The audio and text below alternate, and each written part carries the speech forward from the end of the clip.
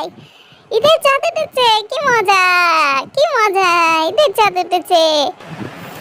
তোমরা কি ঈদের চাঁদ দেখছো? ওই যে বাঁশ বাগানের ফাঁকায় চিকন করে একটা চাঁদ দেখা যাচ্ছে। তোমরা এমনিতে দেখবে না, অনেকক্ষণ ধরে তাকায় থাকবে, তারপরে তোমরা একটু করে বুঝতে পারবে যে ওটা চাঁদ।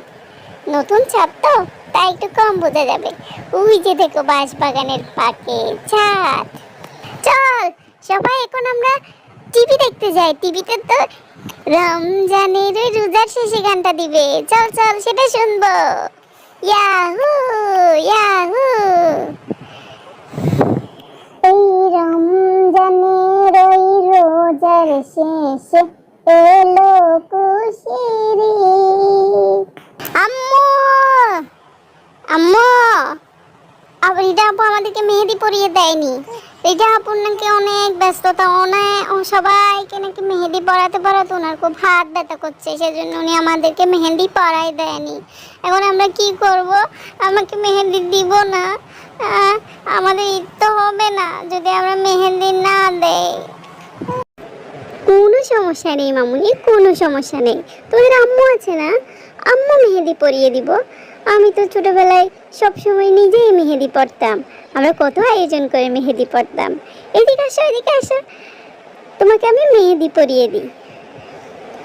জানো, মা চাচিরা তো আমাদেরকে চা পাতার মেহেদি, তারপরে আবার কি একটা ফলের মেহেদি, কত ধরনের মেহেদি বানাই দিত জানো।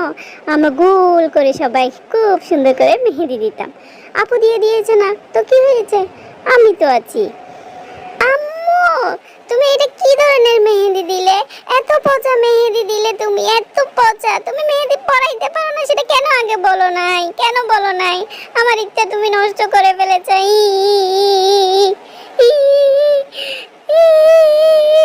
তুমি এত পচা ভাবে কিভাবে মেহেদি দিয়েছো? তুমি তুমি তুমি তো একদম সুন্দর করে মেহেদি পরাইতে পারো না, তাও কেন তুমি আমাকে মেহেদি পরিয়ে দিলে?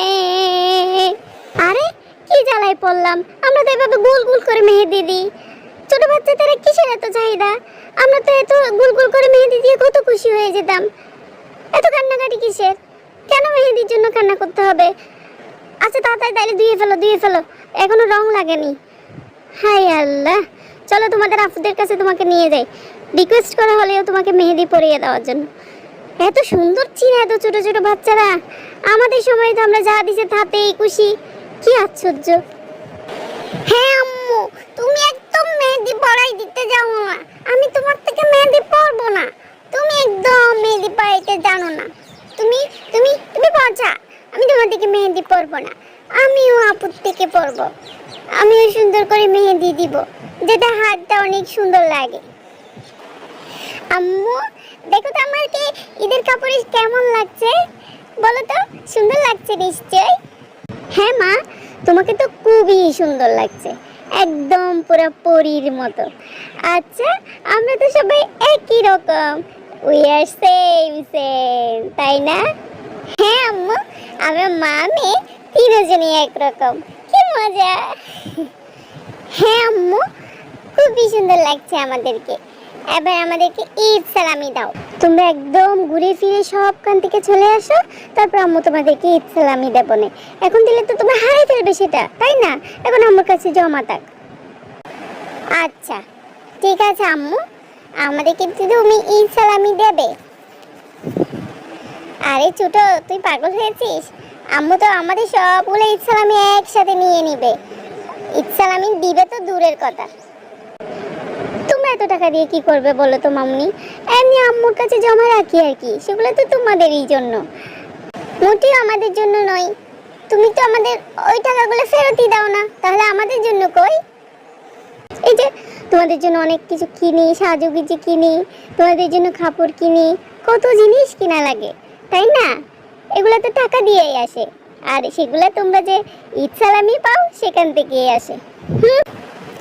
এগুলো তো সব বাবাই দেয়, তুমি এগুলো কি করো আমরা নিজেই জানি না। আমরা কিন্তু এই বছর তোমাকে এক ফোঁটাও ঈদ সালামির টাকা দিব না। ঠিক আছে, তোমাদের যা ইচ্ছে তোমরা তাই করো।